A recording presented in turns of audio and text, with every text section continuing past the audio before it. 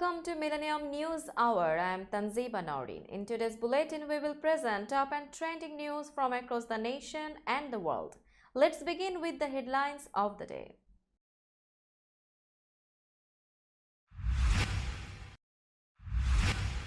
Biden endorses F-16 training for Ukrainians as Zelensky is set to take part in G7 summit.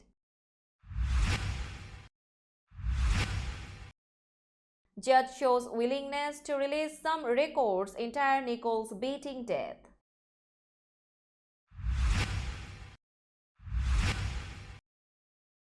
Struggle continues. Salman Rushdie discusses knife attack.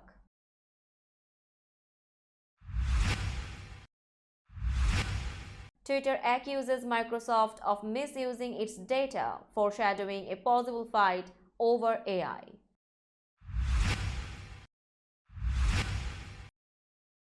Seven dead in vehicle crash on Interstate 5 in Oregon.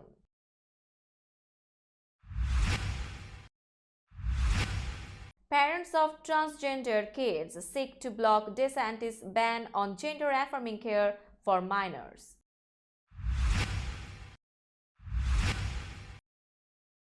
G7 tightens sanctions over Russia's war on Ukraine.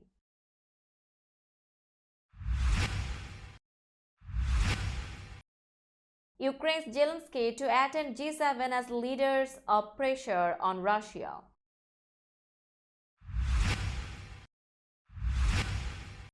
Ukraine's president takes his diplomatic campaign against Russia to Arab summit G7.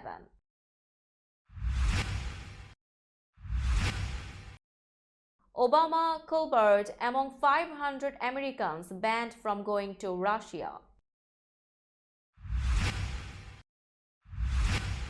Turkish electoral board confirms first round election results. Erdogan meets third-party candidate. Pakistan's Imran Khan dials down campaign of defiance, allows police search of home for suspects.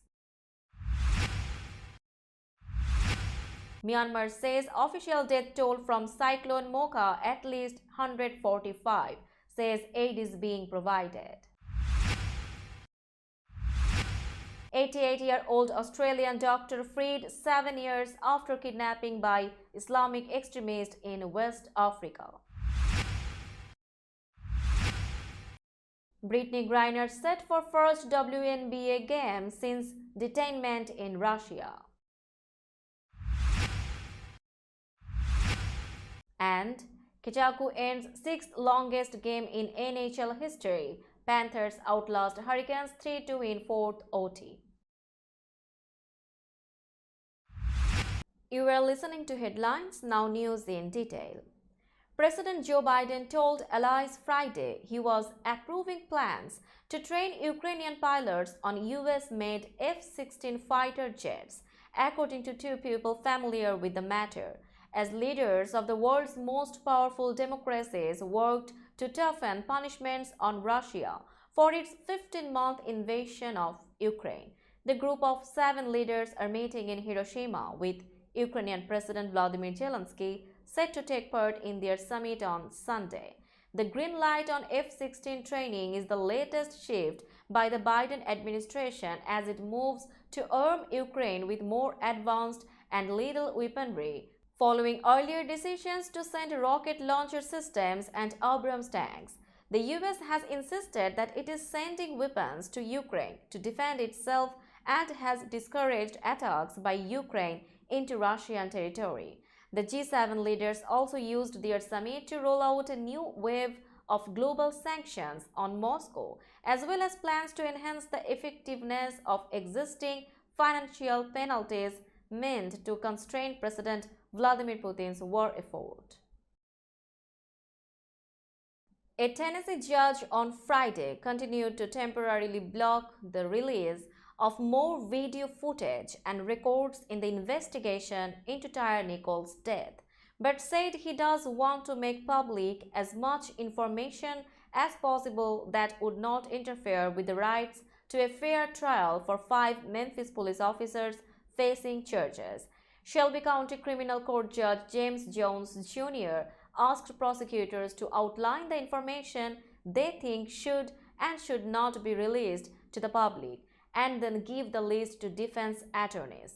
Jones set deadlines in June for prosecutors to hand over to defense lawyers the information from existing video footage and about 2,500 pages of documents that should be released and for the defense to raise their objections. Prosecutor Paul Hagerman and defense attorneys agreed that they have no objection to the release of most police personnel records that predated Nichols' beating.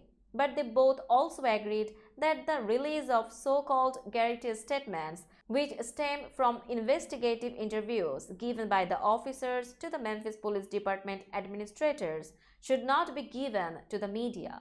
Guarantee statements are not allowed to be used at trial against defendants. British writer Salman Rushdie has attended a New York gala in his first public appearance since a knife attack nearly took his life last year. The award-winning novelist, a naturalized American who has lived in New York for 20 years, lost sight in one eye after being stabbed on a stage in August while speaking at a U.S. Arts Center. It's nice to be back, as opposed to not being back, which was also a possibility. I am glad the dice rolled this way, Rushdie told 700 guests at the American Museum of Natural History on Thursday, where he received a standing ovation. He was given an honorary award at an event hosted by PEN America, a group that defends freedom of expression and literature, of which Rushdie was previously the president. The 75-year-old, wearing glasses with a black lens over his right eye, did not announce his presence before he appeared to deliver an emotional address. Terrorism should not terrorize us. Violence must not deter us.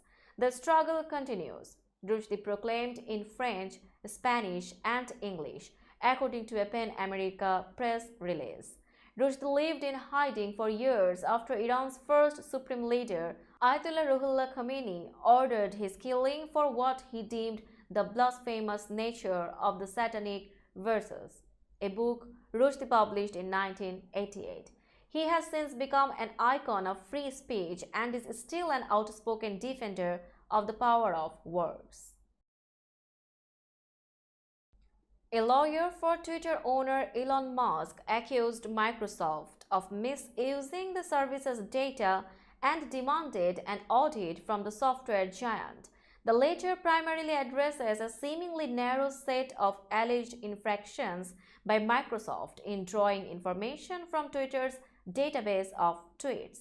But the move could foreshadow more serious developments.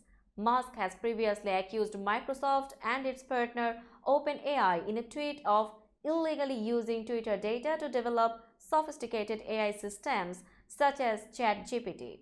Lawsuit time, Musk wrote in that April tweet. But the letter, signed by Musk lawyer Alex Spiro, tiptoed around that concern. It noted that Microsoft's agreement with Twitter barred it from overuse of the service's data, such as exceeding reasonable request volume or excessive or abusive usage. Spiro then noted that despite these limitations, Microsoft had retrieved more than 26 billion tweets in 2022 alone. He provided no context for those numbers. The process of training AI systems requires enormous amounts of data, such as written text, which AI algorithms scour for patterns that the AI can use to make sense of language and large bodies of knowledge. 7 people were killed and multiple others hurt in a crash involving several vehicles Thursday on Interstate 5 in an agricultural area of western Oregon, police said. Officers responded at about 2:05 p.m. to the crash involving 2 semi-trucks and a passenger vehicle in the northbound lanes about 7 miles north of Albany near the Santiam Rest area, Oregon State Police said in a statement. 7 adults died, police said, but they did not specify how many were injured. The passenger vehicle involved was a van, the Albany Democrat Herald reported. Bodies covered in plastic could be seen in a nearby field, and the Marion County Medical Examiner was at the scene, the newspaper said. A live flight helicopter left the scene at about 2:45 p.m. Police and fire officials put a blue tarp on the wrecked van and placed a barrier near one of the trucks to block the view of the scene, according to the Democrat Herald. The van appeared to have been crushed between the trucks, a witness told the Statesman Journal.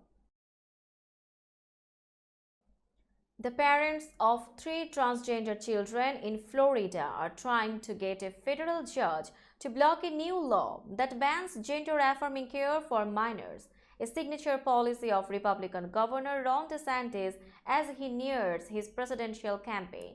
U.S. District Judge Robert Hinkle on Friday heard arguments from an attorney representing the 3 families in a case that argues they are being stripped of the right to make medical decisions for their children. DeSantis has curtailed transgender medical treatments for minors in the state, often describing the issue in terms that are at odds with the nation's major medical associations, as he leans into cultural divides that animate the Republican base ahead of his anticipated presidential run. Florida's law, signed this week by DeSantis, prohibits the prescription of puberty-blocking hormone and hormone antagonist therapies to treat gender dysphoria in minors. It also bans gender-affirming medical procedures or surgeries for minors. Now it's time for global updates.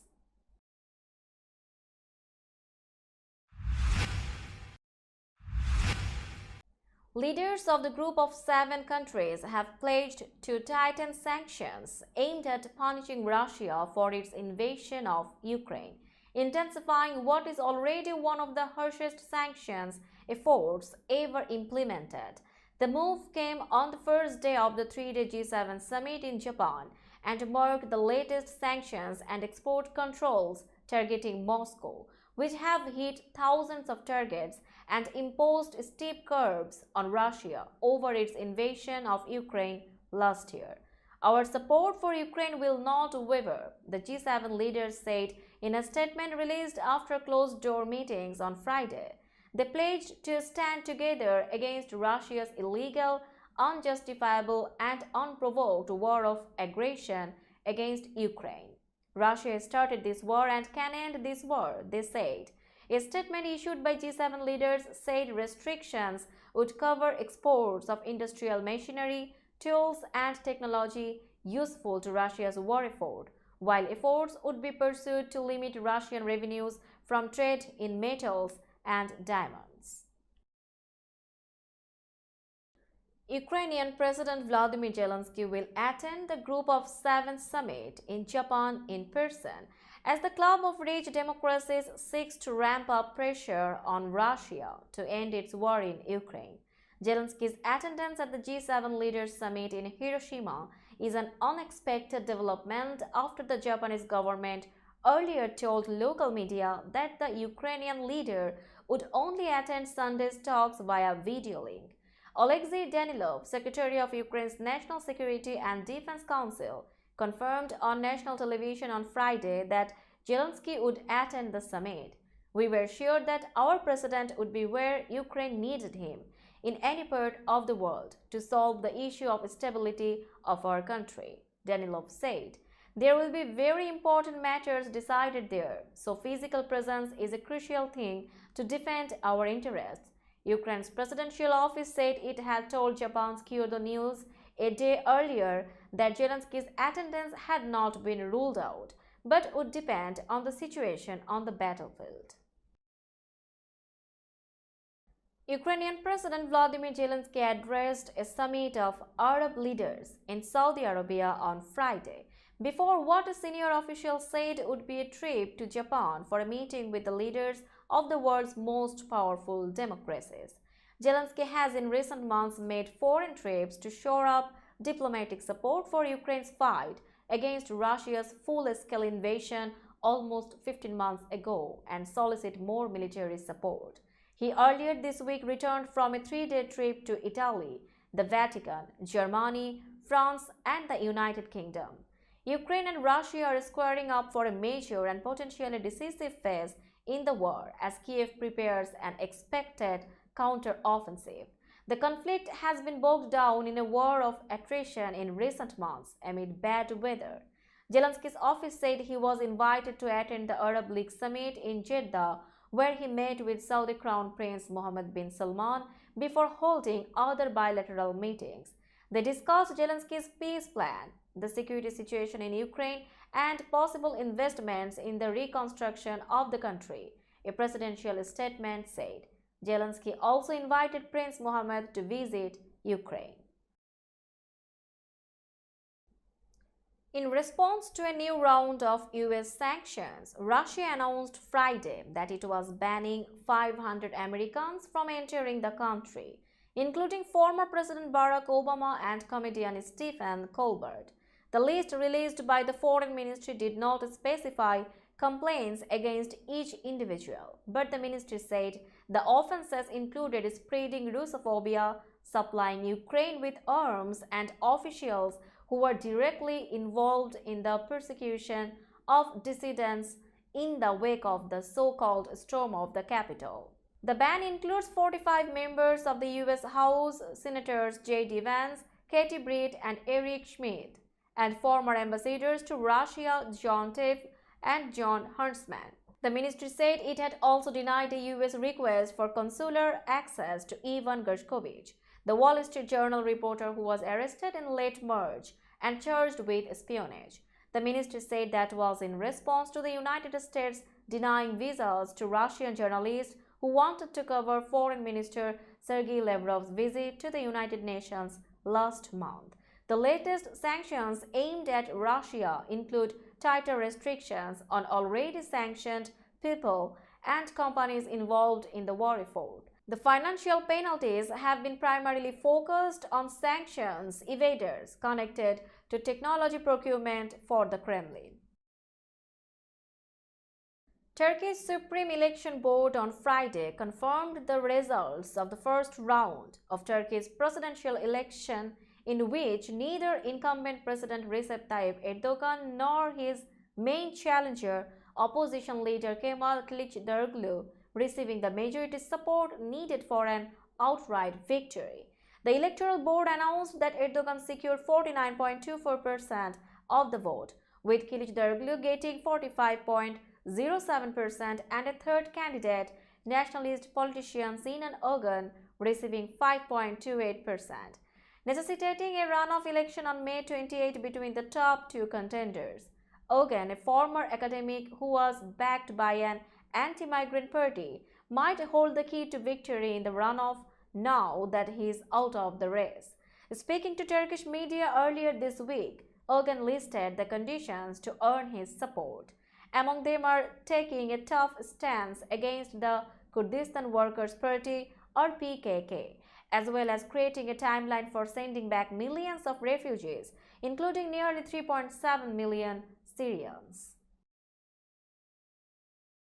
Pakistan's former Prime Minister Imran Khan dialed down his campaign of defiance on Friday, saying he would allow a police search of his home over allegations that he was harboring suspects wanted in recent violence during anti-government protests by his supporters. Khan, who is facing about 100 legal cases against him, also appeared before a court in his hometown of Lahore to seek protection from arrest in multiple terrorism cases that authorities have raised against the country's top opposition leader.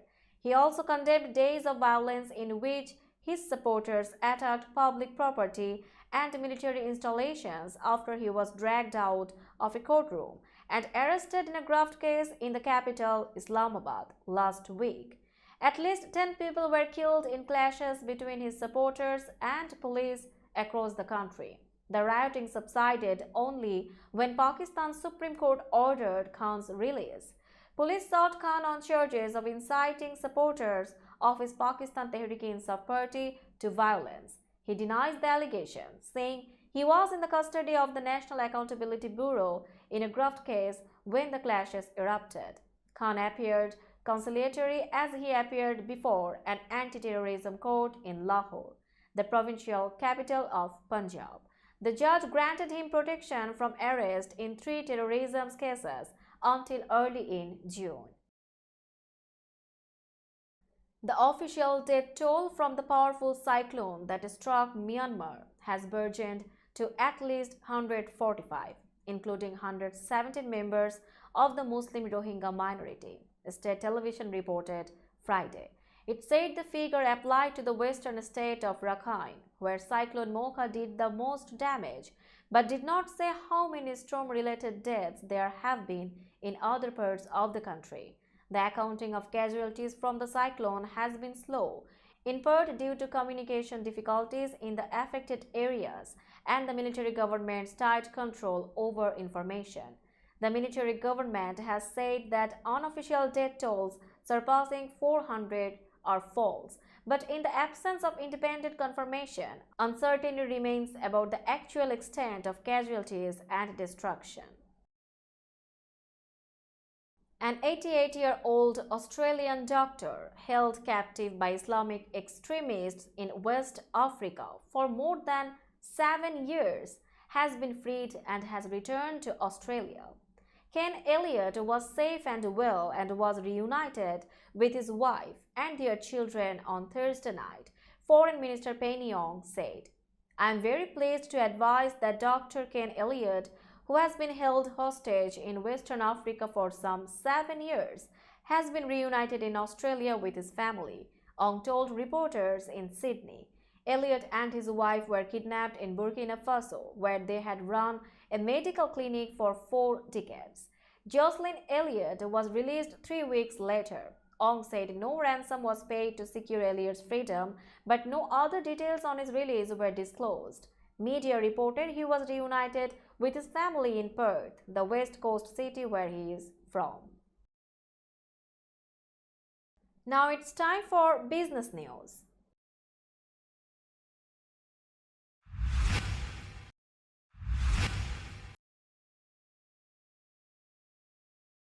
Today's New York stock close price is 15,324.32.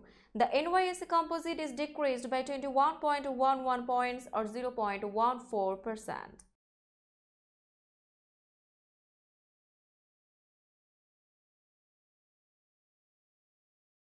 Tokyo stock close price is 30,808.35. The Nikkei 225 index is increased by 234.42 points or 0.77%.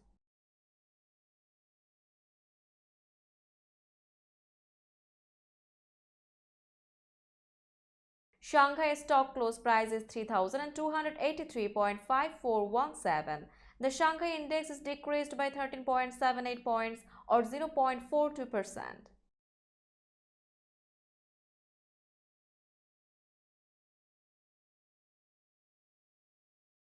Hong Kong stock close price is 19,450.57.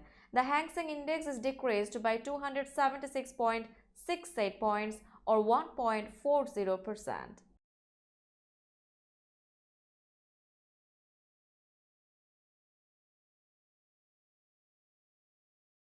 Bombay stock close price is 61,729.68. The Sensex index is increased by 297.94 points or 0.49%. Let's have a look on today's sports stories.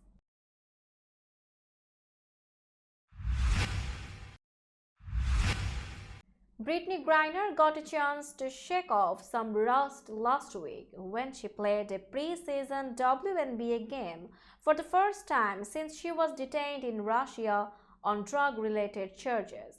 That's all over now. She plays for Real Friday night.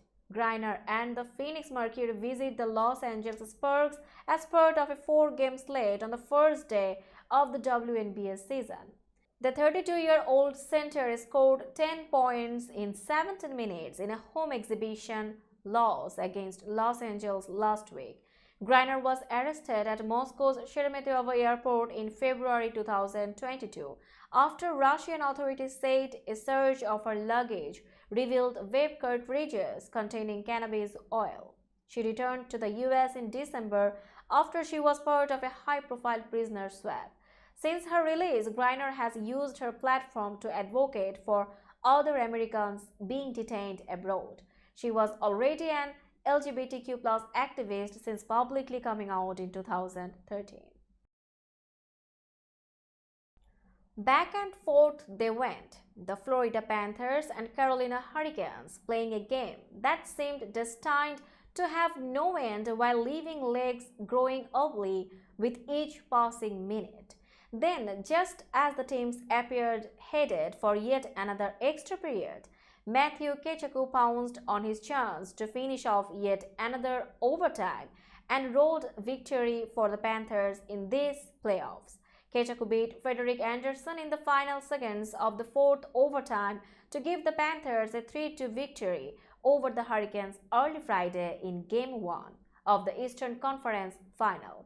Kechaku took a feed from Sam Bennett after Florida won a battle for the puck as Carolina tried to clear it from the zone, then wiped a shot from the right circle past Anderson with 12.7 seconds left. That sent Kechaku racing towards center ice to celebrate with teammates in what turned into the longest game in the history of either franchise, as well as the sixth longest game in NHL history. Let's have a look on today's weather forecast.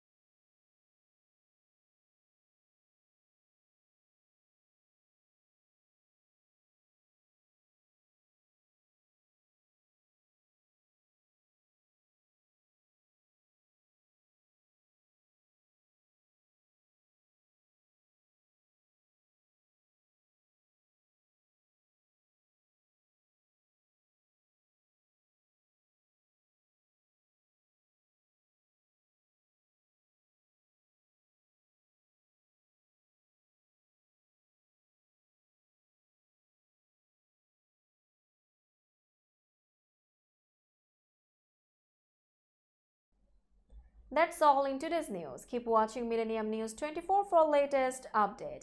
Millennium TV USA and Millennium News 24 network is transmitted and available to be watched free for all at TVs such as Sony, Samsung, LG, Roku TV, Amazon TV and Apple TV. and also in all European countries and Australia. Available with the Sky Network, Worldwide Jago TV, Radiant IPTV, Worldwide Jago BD Network and Horizon Satellite globally. Stay connected with us for all types of informative and entertainment program. Thank you.